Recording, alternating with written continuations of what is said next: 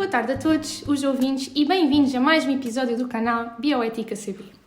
O meu nome é Beatriz Costa e hoje estamos aqui para falar sobre um tema que cria algumas divergências éticas. Mais especificamente, a geração de bebés para o tratamento de doenças. Para isso, reuniram-se aqui duas alunas do primeiro ano do curso de Ciências Biomédicas, as quais vão apresentar a sua opinião sobre este tema.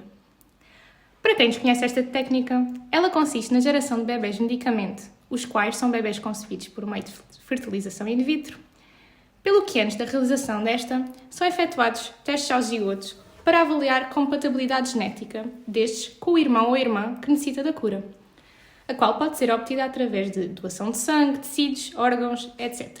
Como eu já disse, esta técnica levanta algumas questões éticas, fazendo com que os países não apresentem uma regulamentação sólida, como a Suíça e a Itália, onde esta técnica é ilegal, ou outros com leis específicas, como a Espanha e a França, por exemplo. Para falar de uma forma mais abrangente, temos aqui a Ana Filipa e a Beatriz Garcia. Olá meninas, obrigada por terem aceito este convite. Gostava de começar por saber a vossa opinião sobre este assunto. Ana Filipa, queres começar? Primeiramente, quero agradecer pelo convite. Acho que este tema é realmente merecedor de discussão, pois concordo com a ideia que levanta vários problemas éticos, como a Beatriz Costa disse. São conhecidos vários casos no estrangeiro, como nos Estados Unidos, na Índia, na Espanha, e também é conhecido em Portugal, que relatam o uso desta técnica. Apesar de existirem estes casos, eu não concordo de todo com esta técnica, pois acho que esta se trata de uma completa instrumentalização dos bebés, uma vez que estes são apenas concebidos para curar o irmão ou a irmã, ou seja, são vistos como um meio e não como um fim em si mesmo.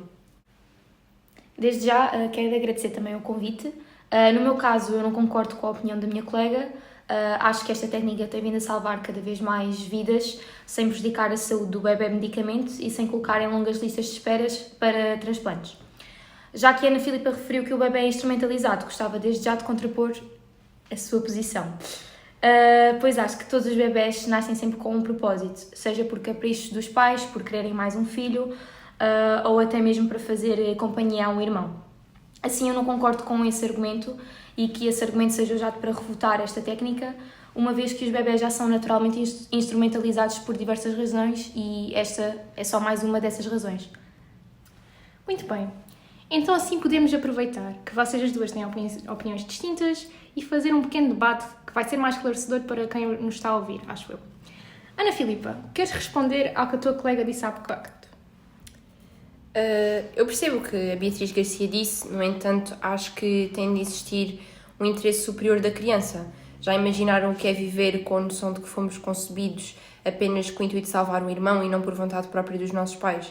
Isto pode causar diversos danos psicológicos futuramente na criança, algo que não se tem em conta na criação de bebés medicamento.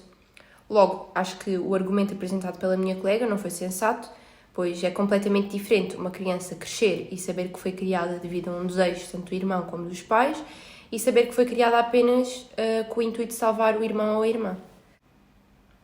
Bem, não acho que esta técnica vá afetar a parte psicológica do bebé, pois este não foi escolhido segundo a sua personalidade ou características físicas, mas sim consoante a compatibilidade genética com alguém bastante próximo de si, um irmão.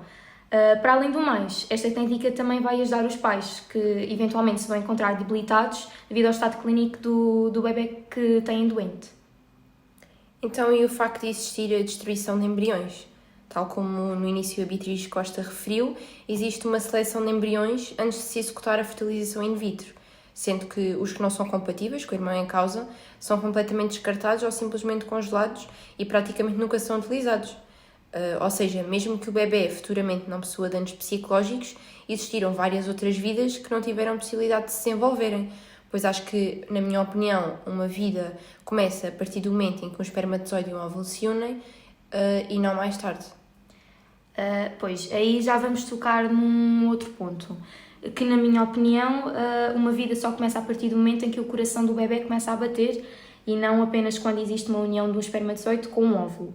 Para além do mais, os embriões que não são compatíveis com o irmão não são simplesmente descartados. Estes são congelados e vão ser utilizados para fins científicos, ajudando assim no desenvolvimento da ciência. Bom, agora para mudarmos um pouco a dinâmica desta conversa, vou-vos apresentar dois casos reais, o primeiro nos Estados Unidos e o segundo no Brasil. e quero que me digam como iriam agir se estivessem na mesma situação que os pais destas crianças doentes. Vou então prosseguir a leitura do primeiro caso. Molly, filha de Jack e Lisa Nash, nasceu com anemia de Fanconi, uma doença genética rara que tornava o seu corpo incapaz de produzir células sanguíneas suficientes. Molly tinha como melhor opção para sobreviver receber um transplante de medula óssea de um irmão. No entanto, com medo de ter mais filhos com esta mesma doença, os pais de Molly não quiseram arriscar, sendo Molly filha única. O casal acabou por recorrer a este processo e, depois de 4 tentativas de fertilização in vitro, seguido de diagnóstico de pré-implantação, conseguiram ter um embrião saudável, sendo este 100% compatível com a Molly. Assim, Adam nasceu a 29 de agosto de 2000, sendo o sangue do seu cordão umbilical e a sua placenta usados para curar Molly, que apesar de ainda sofrer de anemia, ficou com a sua medula óssea 100% curada. Agora gostava que me dessem as vossas opiniões sobre este caso. Quem quer começar? Posso começar eu? À vontade. Desde já podemos observar que os pais têm toda a legitimidade de não querer ter outro filho com a mesma doença, pois sabe-se que um filho com doenças graves traz imensas complicações e também acabam por debilitar os pais. Portanto, acho que o nascimento deste filho acabou por resolver 2 problemas num só: o desejo dos pais de terem outro filho e a doação da medula óssea para a Molly.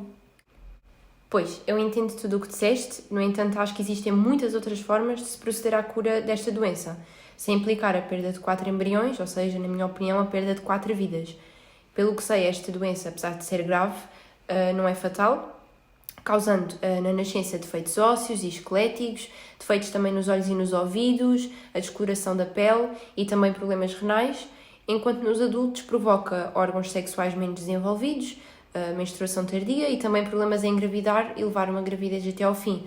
Ou seja, acho que a doença da Molly, por não ser fatal, podia-se ter prolongado um pouco mais, enquanto se tentava arranjar um dador de medula óssea que fosse compatível e que não implicasse a morte de nenhuma vida.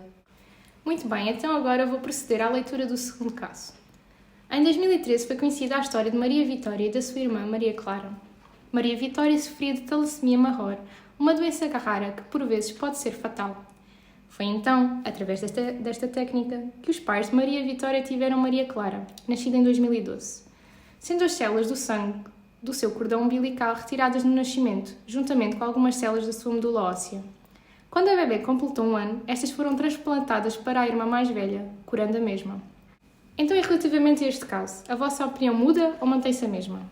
Bem, relativamente a este caso, acho que a minha opinião é ligeiramente diferente, pois a vida de Maria Vitória está em risco, o que não aconteceu no caso anterior, ou seja, a sua sobrevivência depende de uma doação de alguém que lhe tem que ser compatível, o que todos sabemos que é bastante difícil e demorado de encontrar, devido ao facto de existirem longas listas de espera de pessoas que se encontram exatamente na mesma situação que Maria Vitória. Assim, se não fosse mesmo possível encontrar um dador compatível com Maria Vitória, eu acabaria por concordar com a geração de um irmão compatível com esta, desde que este não ficasse em risco por nenhuma razão. Bem, depois de ouvir este caso, a minha opinião mantém-se, estando ainda mais fincada, uma vez que o nascimento da Maria Clara, neste caso, acaba por prevenir a morte da sua irmã, enquanto que no outro caso não se tratava de uma doença fatal. Não posso ainda deixar de referir a perfeição desta técnica para o irmão doente, uma vez que este, ao receber células do sangue do cordão umbilical e células da medula óssea, muito provavelmente não irá existir rejeição. Pronto, acho que já não há muito mais a dizer sobre este assunto.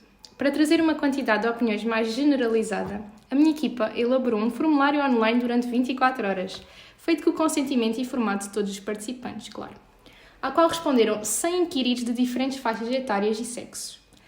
Vou-vos fazer então algumas perguntas que foram feitas neste mesmo questionário para saber o que acham disto. Primeira pergunta. Praticariam esta técnica caso tivessem um filho com uma doença crónica e fatal? Bem, eu posso responder já. Claro que praticaria esta técnica. Se concordo com a mesma, obviamente que a praticaria. No meu caso, eu não praticaria se existissem outras opções, mesmo que estas fossem um pouco mais demoradas, colocando apenas a opção de gerar um bebê medicamento em cima da mesa, se não existissem outras opções. Para a vossa informação, de acordo com o formulário realizado, verificou-se que cerca de 27% praticaria esta técnica, 28% não a praticaria e 45% mostrou incerteza no que faria. A segunda pergunta é: praticariam esta técnica caso esta colocasse em risco a saúde do bebê medicamento? Não, claro que não. Nunca colocaria uma vida em risco em prol de outra. Eu, neste caso, também não a praticaria, embora concorde com a técnica, penso que esta tem de seguir uma legislação própria que proteja sempre a integridade e a saúde do bebê medicamento. Bom, neste caso, o formulário mostrou que 61% não a praticaria, 24% mostrou indecisão e apenas 5% praticaria a técnica. O que mostra que grande parte das pessoas que concordam com a geração de bebés medicamentos mudou de opinião quando isto implica a colocação da saúde do bebê em risco. Bom, eu acho que o nosso tempo chegou ao fim. Obrigada, meninas, pela vossa presença e disponibilidade e obrigado também a todos os que nos ouviram. Obrigada a nós. Espero que esta conversa tenha ajudado a esclarecer todas as dúvidas existentes sobre este tema. Se estiverem interessados em ouvir outros temas que levantem questões éticas, recomendo a audição dos restantes podcasts deste canal.